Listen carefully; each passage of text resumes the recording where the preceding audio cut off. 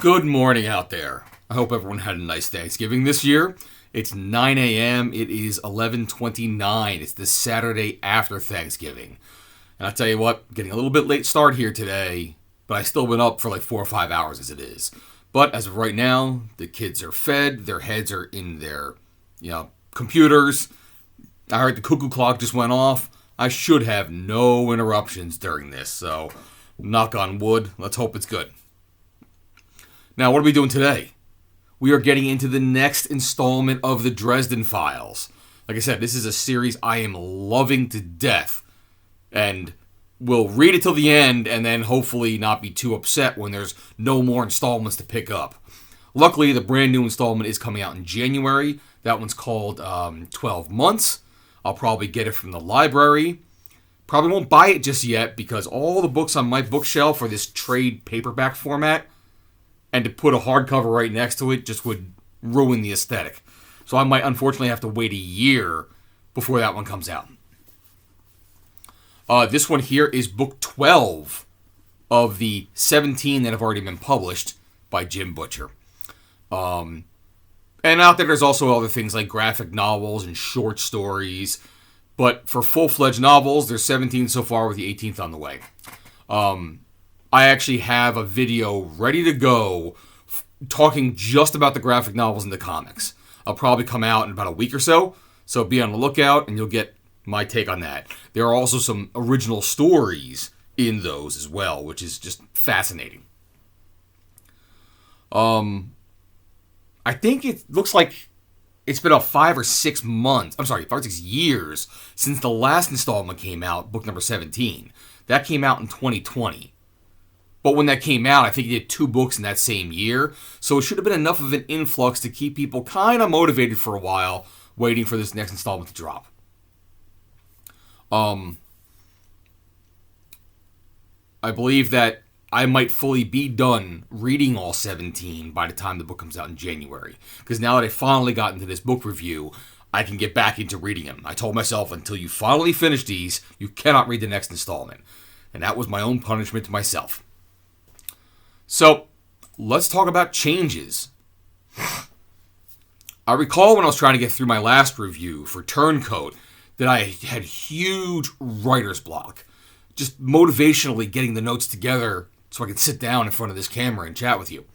But when I was looking up Turncoat, it's amazing how many people out there were just talking about changes, and you can't wait for changes, and you gotta, wait until you get to that one, it'll be amazing. So, the internet and fandom of the Dresden Files seem to be that changes is the keystone to the entire Dresden universe. I try not to be spoiled for this one myself, even though I had already read it, but this installment takes the cake for the majority of the people on the interwebs. As for me, I liked it, as I like all Dresden material that I've seen so far. I don't know if I could say this is the trumps all of all the novels that I've read so far. I've really not made any effort to rank them in any order, but by taking a look at the bookshelf I have behind me, Deadbeat and Small Favor seem to be some pretty solid installments in my estimation. But that doesn't matter none. The one thing that I can say about changes, one thing I was almost not fully thrilled by, in this book, Jim Butcher really gives Harry one hell of a powerful new magical ability. It's a game changer for the character and how he gets around in the universe of the Dresden world, both literally and figuratively. But I couldn't help that it was a little ex machina, might not be the best term for it, but I think it gets us within the ballpark of the idea. I'll come back to it a little more when it's time to talk about it. But the new ability, I think it creates the ability to shortcut, which works for us, the readers, because we don't have to spend much real estate pages, figuring out how they're going to get from here to there. But sometimes that could be the fun part. Pardon me. Moving on. Let's start with a touch of the background, okay? This novel deals with a bunch of Susan Rodriguez. I mean, she was a staple in the first 3 books in the series. Initially, an investigative reporter for the tabloid called the Midwestern Arcane. She would show up around Harry, trying to get any good information from him that she could. And she used a buttload of sex appeal, pardon me, a boatload of sex appeal in her job, pun intended, to extract anything from him. And it was fun watching her in those first 2 books, and most of the 3rd book as well. That was Stormfront, Full Moon, and Grave Peril. But it was in Grave Peril that she really had to take a turn. You see, Harry was invited to a party that was hosted by the Red Court of Vampires. And as an invited guest, Harry was protected under the Unseelie Accords, a pact that was made by many of the supernatural community. It would aid and give people a certain truce and ethics that everyone had agreed to follow by punishment of whatever happens. And Harry is a representative of the White Council. So he was given an invitation. And at the party, the Red Court did their damnedest to get Harry to cross the line. And if he does cross the line, he'll break the Accords, and then they'll be able to kill him. A goal they truly have. And also start a fight with the White Council, the Wizards, and do it with the Red Court being in the right. Well, in that book, they got their wish. You see, Harry runs into, or he brings with him, Susan Rodriguez as a date. And according to the Unseelie Accords, Harry was protected. But his date, who was not invited, was not. Susan gets bit by a vampire, Harry unleashes hell on the vampires, and thereby breaks the Accords. And he starts a war with the Red Court and the White Council, which, by the way, is still running today, 9 books later. Interesting aside to this, there seems to be some faction within the White Council that appears to be aiding the Red Court. Attacks on the Red Court from the White Council appear to be known beforehand, and things of that nature. This leads Harry to suspect a secret Black Council must exist within the White Council, and then he's trying to achieve the way of figuring out who they are and get rid of them. In fact, Harry even puts together his own form of Grey Council, almost like an Order of the Phoenix, if you're a Harry Potter fan, to be a secret society within the society to go against the other secret society within the same society. And in fact, in the last novel, the fact that there is a Black Council was kind of confirmed by the outing of Peabody toward the climax of that novel. But as for Susan, she is now bitten and is becoming a vampire. But the lore, as written by Jim Butcher, his versions of vampires don't truly turn until they feed. So, she's been living with the events of the 3rd book kind of off-grid, trying to deal with her preventing the transformation as much and as well as she can. We have her pop up in a couple subsequent books, Summer Night and Death Masks, but she's been away from the story now for about 6 whole books. So, why is that character and the history of them together important for this novel? Well, Susan's been keeping a secret. She birthed Harry Dresden's child. And by the way, this is not a spoiler. Literally the first sentence of the book. I answered the phone, and Susan Rodriguez said, "They've taken our daughter." So, bombshell, mic drop, it's on. Now, this is obviously nothing that Harry had ever thought he'd hear in his life. Harry, one who's been without a family himself for decades. One who cherishes anything close to a family relationship, like he envies the Carpenters and how their dynamic is. And he didn't even learn that he even had a brother, albeit a half-brother, in Thomas Wraith until the 6th book of the series.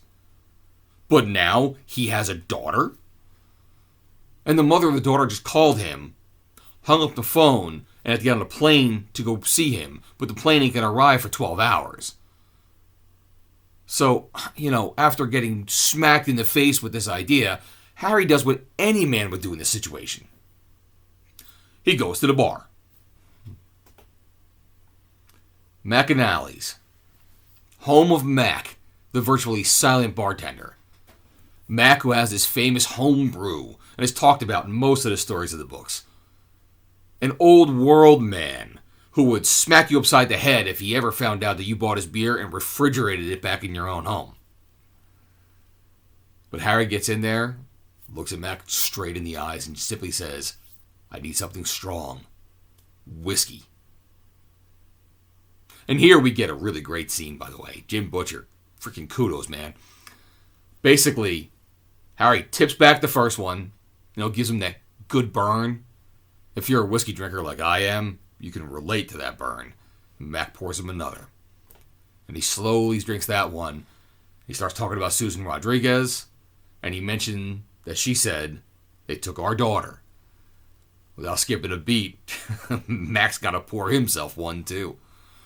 And Harry starts to wonder, God, that must be 6 or 7 years ago. What's this all mean? I mean, it's possible Susan could be lying, that she wants to get something from me. But regardless, the little girl is in trouble somewhere. And then Mac, he tells him, Harry tells Mac about being an orphan himself and the pain it made him feel growing up that way. And Mac gets his moment. Basically, he says, "You've got to be careful, Harry. Something like this will test you like nothing else. You're going to find out who you are, Harry. You're going to find out which principles you'll stand by to your death and which lines you'll cross. You're headed into the Badlands. It'll be easy to get lost." And I tell you what might almost sound like an innocent exchange pretty much encapsulates the entirety of the roller coaster Harry's going to go through in the following 550 pages. Harry will indeed have to deal with this much. The emotions of family, his ethics as a man, his role as a wizard and a warden, even his friendships, even to his very soul. And this passage, to me, is the core of the entire book. As we go through the pages, you'll just get one after another obstacle that Harry will have to face, to possibly overcome, or to let it take away a piece of himself.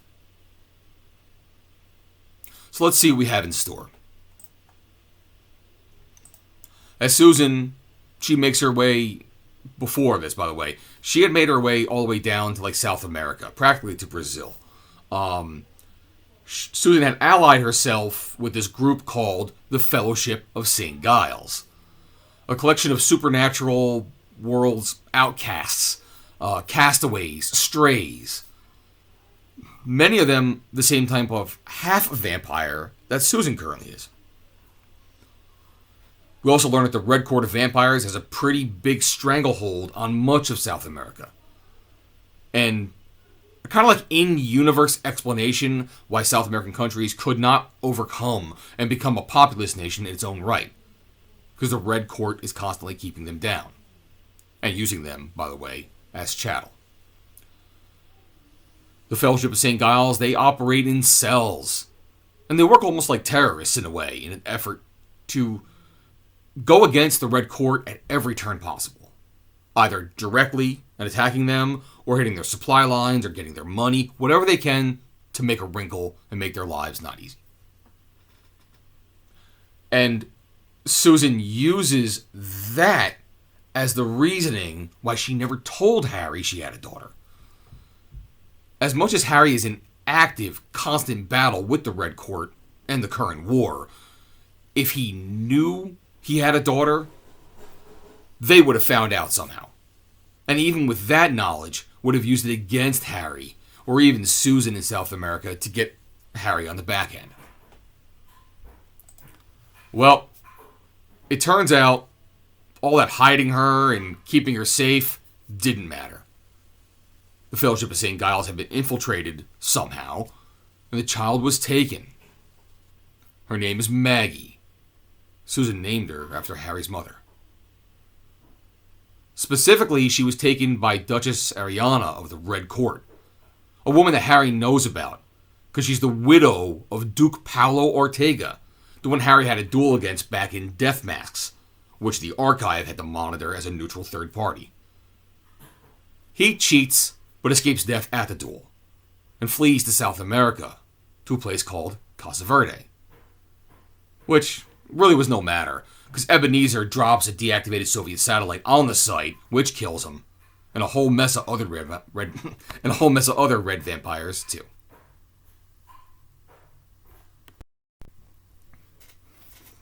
Sorry, I needed to pause that for a second. My kid decided to start playing ping pong in the next room. I was like, dude, give me 30 minutes. Not right now.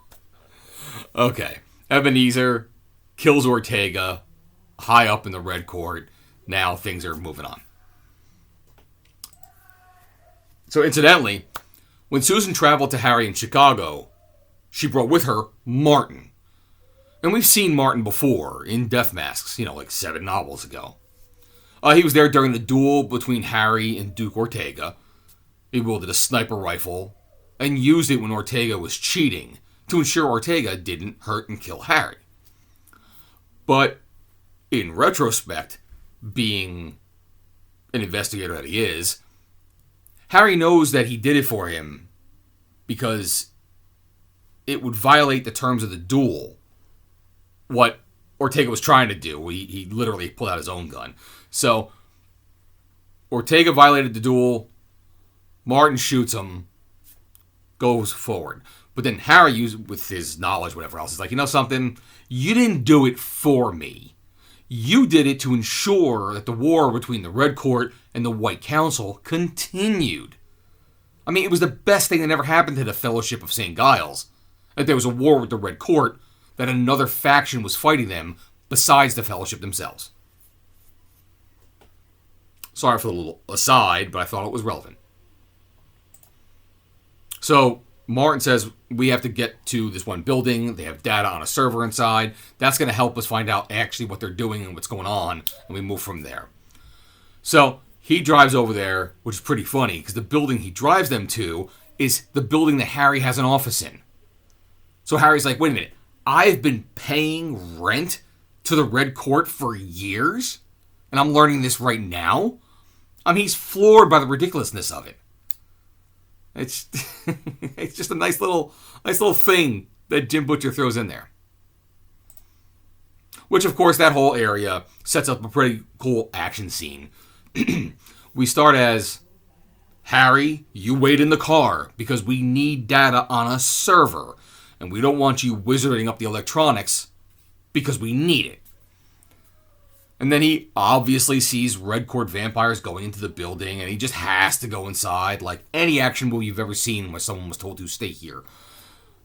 But what does result is an amazing magical action scene. Wizards, good reds, bad reds. But the end result, one of the safeguards that the Red Court put on this building was they wired it and seeded it with explosives. So at one point, bam, the building gets blowed up. So, goodbye business address for Harry. And of course, the data's a little effed up in the encounter. Martin's going to have to go through the data sector by sector to try to find something useful, which means Harry's got to go away and go in peace for a while so they can do the work and come back to him. Poor Harry. Never loved Izzy. So what's a guy to do? I mean, he goes home, he naps, he rests. Karen Murphy, of course, pops in a couple hours later, say, hey, your office was blown to shit. I'm glad you're okay. I came here to find out if you were still alive and at home. Molly pops in with some breakfast, and he decides, hey, to hell with this. I gotta go to the White Council. I gotta go to Edinburgh. I gotta check out what's going on there, find out what I can. Which ended up being quite the excursion. Because while he's there, people are like, oh wait, you didn't know? Duchess Ariana Ortega is here right now. She's visiting with the White Council herself. She wants to talk peace treaties and such. And we can just guess what Harry wants to do to this woman. Even though she's at the White Council and herself is protected under those Unseelie Accords. And everyone does everything they can to keep Harry out of the peace talks chamber, which succeeds about as well as you would have believed. And the scene we get here, whoa. I mean, Harry's just livid. He's just out of it with anger. You know, the Red Court vampire who stole his daughter just waltzed into Edinburgh. And granted, she's protected the truce of being that's afforded to an ambassador.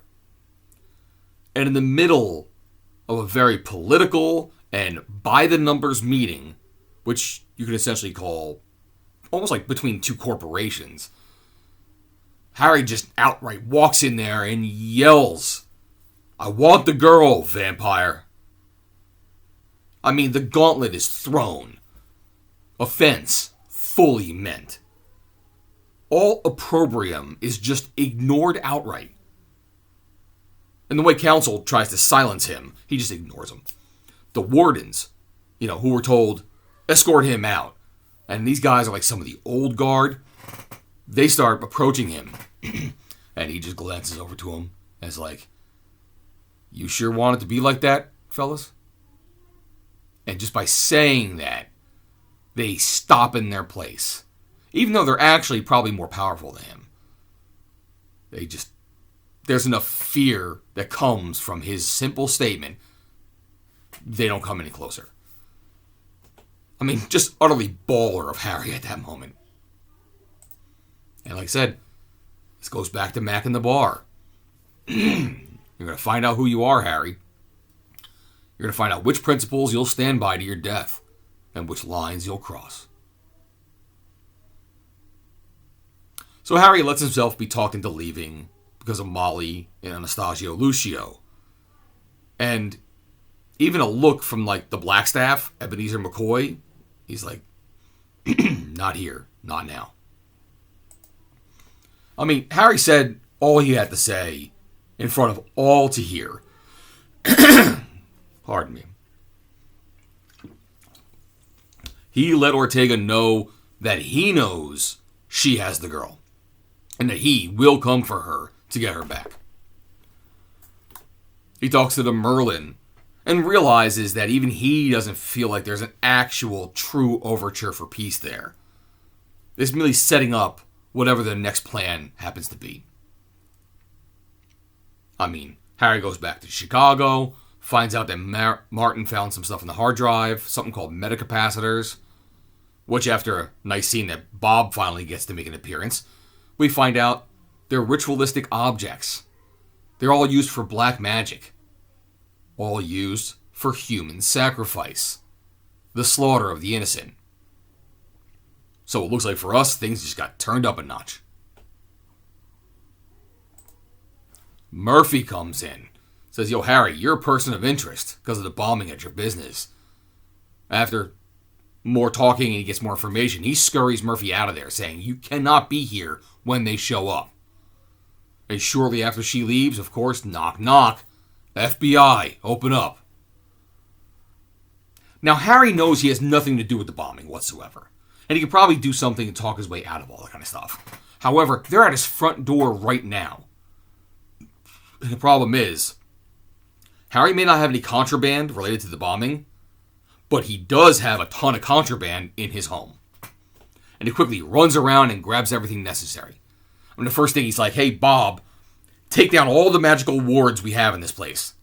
Everything I've set up to repel, like, demons and monsters coming to us. Get rid of it. Because if the FBI try to break down that door, they're getting zapped, and we cannot have that." And secondly, he grabs, like, a hockey bag, and he fills it with anything that shouldn't be there. He's got 2 swords of the cross that he's safeguarding. They're in the bag. Certain ingredients that he shouldn't have hold of, like ghost dust and rhino horn. Of course, rhinos usually are pretty endangered, so having a rhino horn wouldn't be nice to have around. He's got a map in his basement of the Paranet he's been putting together, like so all the magical people could talk to each other and exchange information. But he doesn't need the FBI to think that he's communicating with cells of something across the country. Boom, that's in the bag. You know, some other things. And Bob. Bob goes in the bag. So he simply decides, gotta get out of here immediately. FBI's outside. Opens the door to the Never Never. He's gonna hide everything in the Never Never. The problem is, Harry has never found out, if he goes to the Never Never from where he lives, what's over there. They've talked about it a few times, but he never really did get around to it. But no time to worry about that now. Opens the portal, zoom, he's over there. And it starts out funny enough. Everything looks paradise. It looks like an Eden. Of course, it isn't. And he has to go through this ordeal with these monstrous centipede-type things, which, you know, during the fighting, he's got to find a way to get rid of this bag. It's not only weighing him down, but he's got to fight these things. And he cuts one in half, it becomes two. It's horrible. So he does that little forzair magic that he does, opens a big divot in the ground, drops the whole bag, dumps the dirt on it so he can bury it, tries to figure out where he is so he can find it again in the future, and boom, John, back to Chicagoland. And straight into the handcuffs by the FBI. Blah, blah, blah. Interrogations later. They let Harry go for the time being. And as he's outside, walks right into an assassin's bullet. Which, of course, no one else sees but him because he feels it. Must have used a suppressor or something like that. But luckily, he's got that duster, which he's put all the magic on, so it stops the bullet. But he's like, damn, someone's really trying to come out and get me now. Limps on back home, only to find when he goes into his unwarded home, there's like cocoons suspended from the ceiling. He's like, what the hell? I mean, I know the FBI was going to toss my apartment, but this is ridiculous. Only to find out, his fairy godmother's in there. The Leanne She. And she thought the others that came in were intruders and wove them up, waiting for him to come back. She thought that Susan and Martin were intruders. And seeing the wreckage of the home, she thought to protect Harry. Aw, Leah. And somewhere during this tete-a-tete, Harry turns to his godmother with a very specific question. One that's very key to the very story. One that would change. You see? It changes. Sorry. One that would change the very dynamic of the Harry Dresden universe for a foreseeable time to come. In the simple words of, Godmother, did my mother leave anything for you to give to me when I was ready for it? At which she provides to him a red ruby. And the red ruby is the sum of all of his mother's knowledges of the ways, the pathways that we'd be able to traverse the Never Never in the most straightforward paths possible. And this right here, what I meant from the top of this video, is the game changer. The ex machina to these stories. I mean, I can understand how and why Jim Butcher did this. I just thought it was a tremendous power to be brought into these stories. They use it significantly in this book. But, I mean, time will tell in subsequent editions whether this power will be a little bit too much, or maybe the power just gets burned out pretty fast. We'll figure it out. Moving forward. They use the knowledge from the hard drive, and they use the red ruby to jaunt through the Never Never. They have a fight at a Red Court warehousing facility. A lot of this, this is where a lot of the investigative aspect of the story comes into play. And you fill a bunch of pages with this, along with the action and the excitement, and furthering the story along. Like I say, as always, a great read. We get some communiques that the White Council is completely out of this affair. I mean, there's possible peace talks on the table right now. They will not assist Harry at all. Harry even does some voodoo magic, and he does a supernatural telephone call to Ebenezer. And, Ebenezer gives him some of the background story of why the White Council's doing all this stuff, but at the end of the day, kind of brushes him off, saying, "You're in it your own, hoss." He even reaches out to the archive for help, and she snubs him. So basically, a whole bunch of dead ends when it comes to friends in this novel. It brings Harry to a "you're on your own" type of deal. And Jim Butcher does his best to look for every angle to cover when this aspect of the story actually comes around. And it's important that Harry needs to deal with what he needs to deal with and suffer any consequences that come with his decisions. And let me pause for one moment. While I generally don't want these reviews to be a play-by-play of the book and let the reader enjoy what they need to do on their own, as far as that, quote, the internet, unquote, has to say about this installment of the Dresden Files, there's a ton that goes on in this one. And it all culminates with the climax and the decisions that are important at the end. So fair warning, this one may have a couple spoilers, which I tend to avoid whenever possible. But the climax has oh so much involved. It'll be hard to repress, but I'll do my damnedest. Going back. And fasting forward. Harry Dresden has to have his scene with Marcone, and he gets a hold of him and does what he has to do. But it turns out what he needs isn't so much from Marcone, but from his main enforcer, Guard.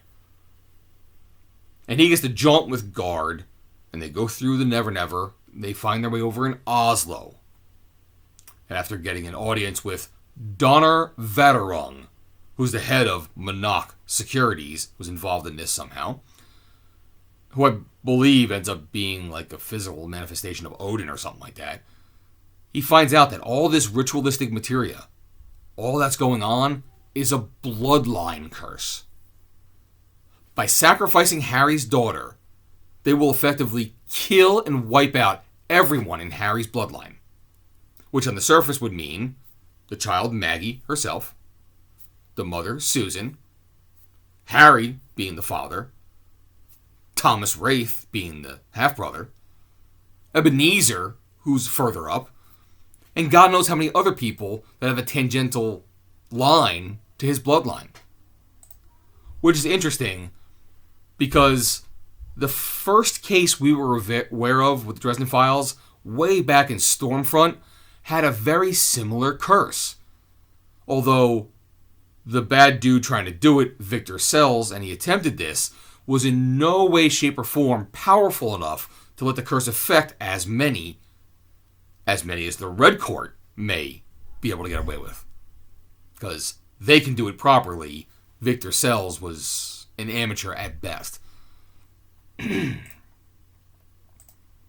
a little aside, we actually get introduced to a few other named baddies, which they call the Ebes.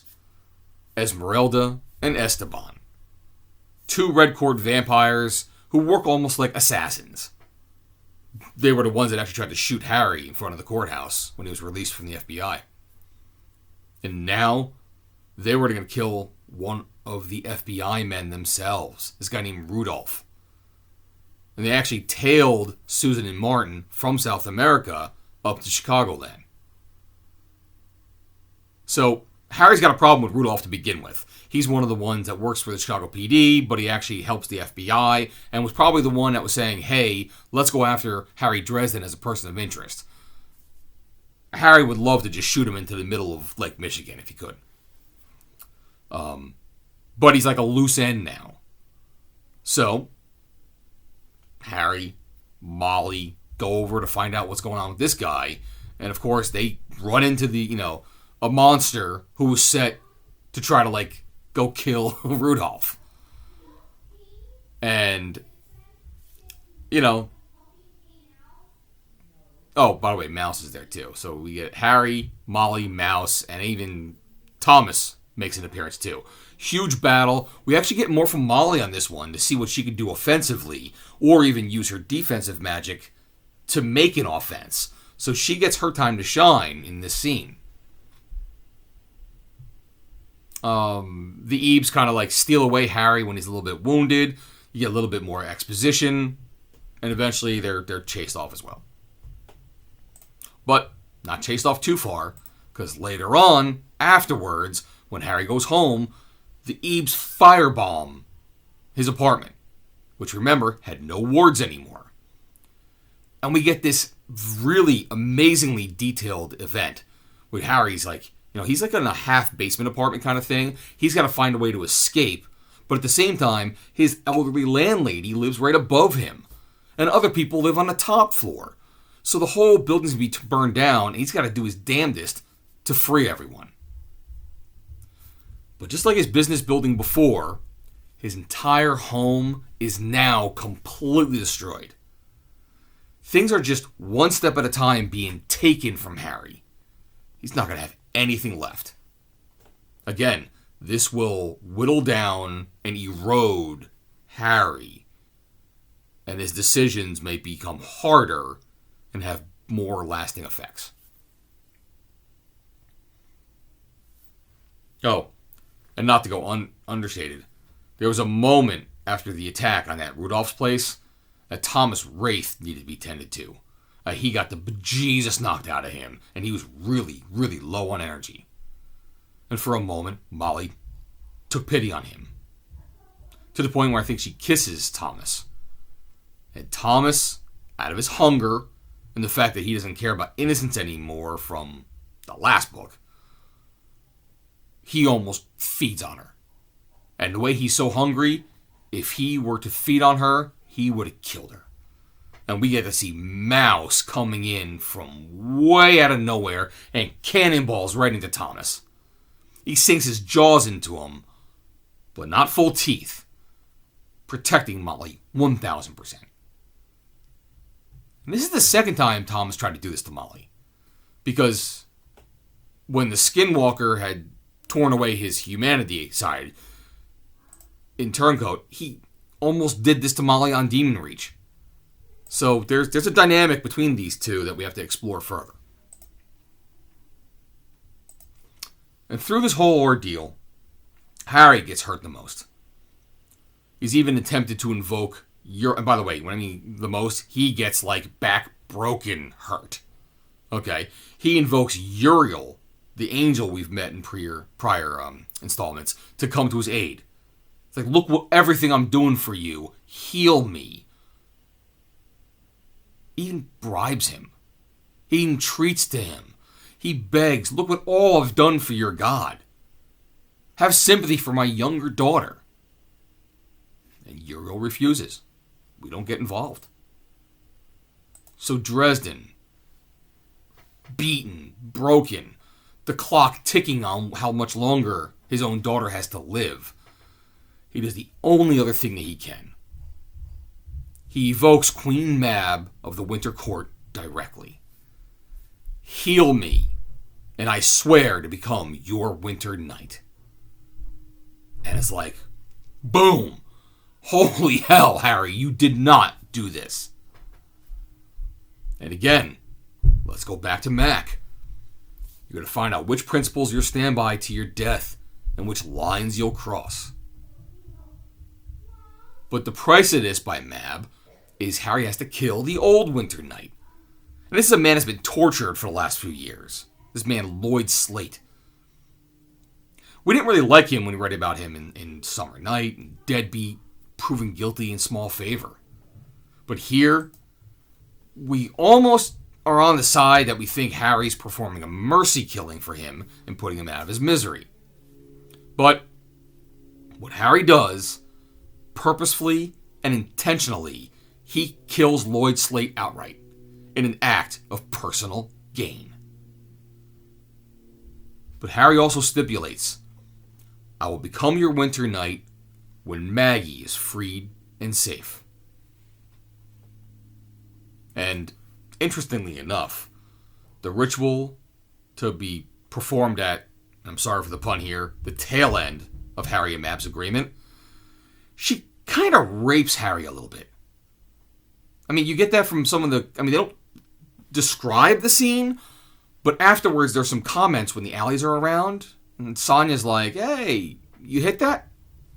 Ah, you tapped that ass. And it's like, okay, interesting. So, there they are. He's healed, and Harry has to get his whole crew together. But unfortunately, Susan is being held by the FBI in their headquarters. So Harry decides to go in and get her. And of course, the Red Court is there, ready to attack as well, and the Ebes. And Jim Butcher puts together another amazing action scene for us, both with the magical attacks and the gunfights and the narrow escapes. And in a desperate attempt to get out of there, he grabs a hold of Susan, opens up a portal to the Never Never from FBI headquarters, and, kind of like his apartment, does no idea what's on the other side of this portal. Where does it lead him? To the main lands that are ruled by the Earl King. That's the big baddie of Deadbeat, whom Harry kind of pissed off when he met him there.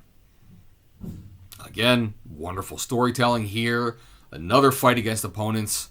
In fact, there's a duel, because the Ebes are there as well. Harry and Susan on one side, but instead of fighting the Ebes, they have that demon before that really knocked up Thomas Wraith. They call it Ikuko, whatever, and some other random red vampire. We get some glorious 2-on-2 fighting, with each side playing off their partners and trying to determine how this all will end. But at the end, obviously, Harry wins. Susan wins along with him. But Susan now is really drained, and she's almost needing to feed.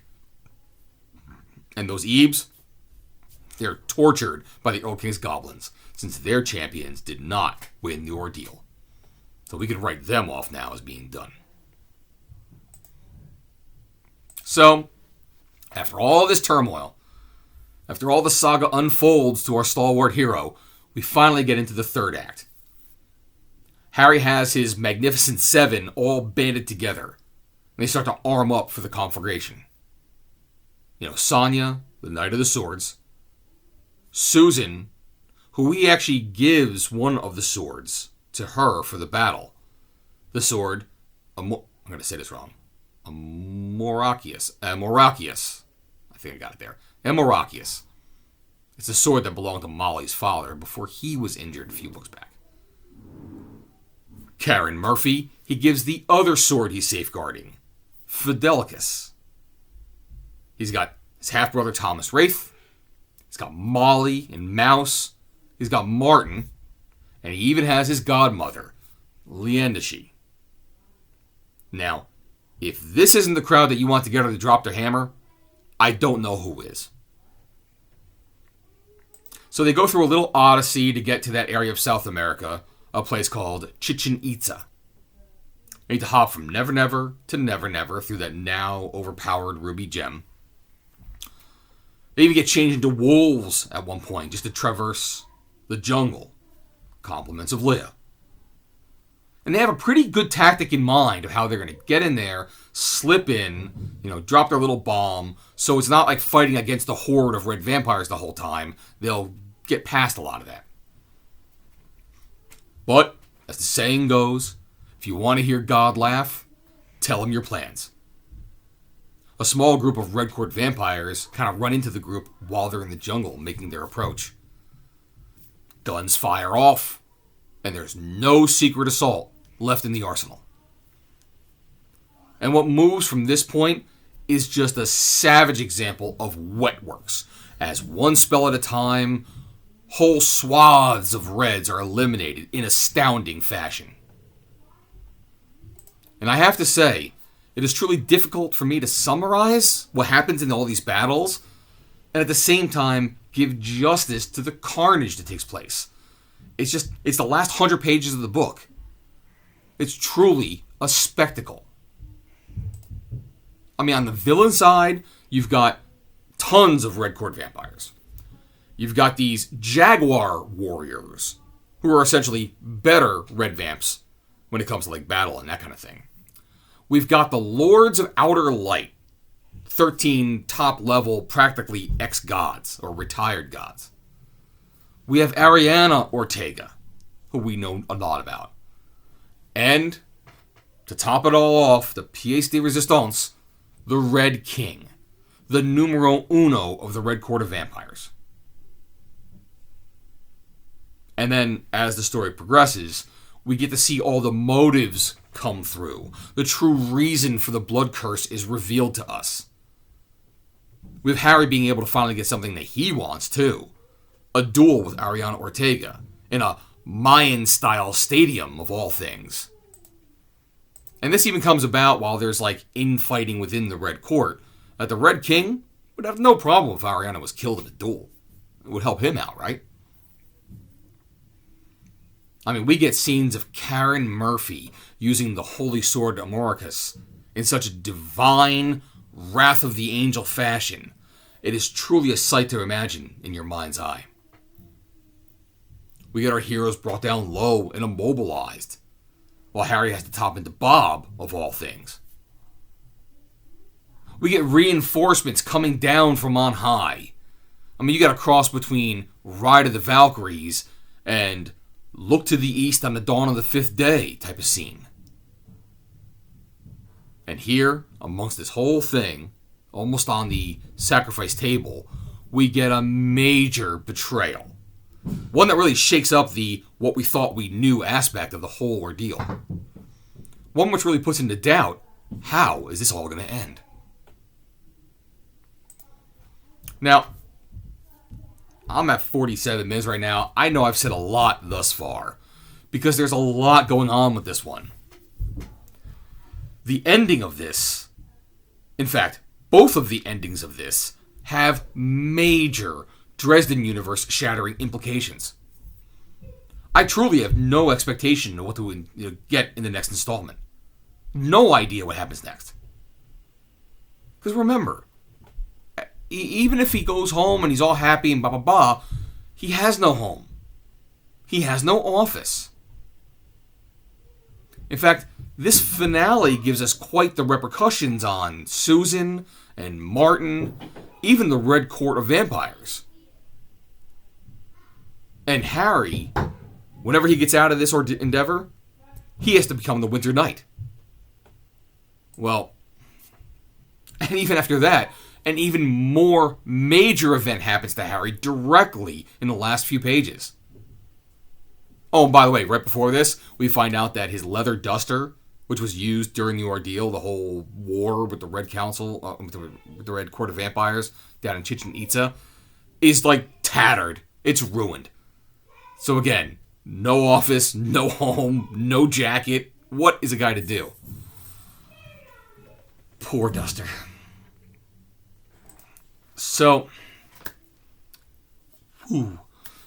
overall, I totally can see why people claim that this installment of the Dresden Files is number one with a bullet. We have such an ordeal that our hero Harry had to go through. And we see how those within his orbit have also been touched in other ways also. Like I said, we have permanent changes both to Harry and the universe he inhabits. And, by the way, a true cliffhanger for things to come. Oh, and by the way, in that reading list I talk about all the time, I'm following the stories in like a chronological order of events type. The very last installment in the book Side Jobs is a Karen Murphy solo story called Aftermath. It literally takes place, events immediately following the cliffhanger of this book. Like minutes later. A truly powerful story that enhances your immersion into the world of the Dresden Files. Definitely check it out. Okay. I think I'm finished here. It took me a long time to actually write the notes up for this one. And I'm so glad I powered through and got this one done for you today. An amazing story. An amazing series of books in general. If you haven't picked these up already, please do so for your own good. Then again, I do understand that some people just do not like urban fantasy, so in which case, either this could be a great introduction for you, or, you leave it alone. In the meantime, by finishing this, I am now giving myself permission to read the next installment, Ghost Story, which I will do probably very quickly, and I'll come back to you here as soon as possible. I think I have like 5 books left in the series that have been published, and then I'll get to the brand new one coming out in January. I should be able to plow through those at least once a week and get them done. Worst case scenario, I have it on hold at the library. I hope to get it as soon as possible. Again, thank you so much if you made it this far. Again, subscribe, comments, like, you understand the whole idea. Okay, thank you very much, and I'll see you soon. Bye-bye.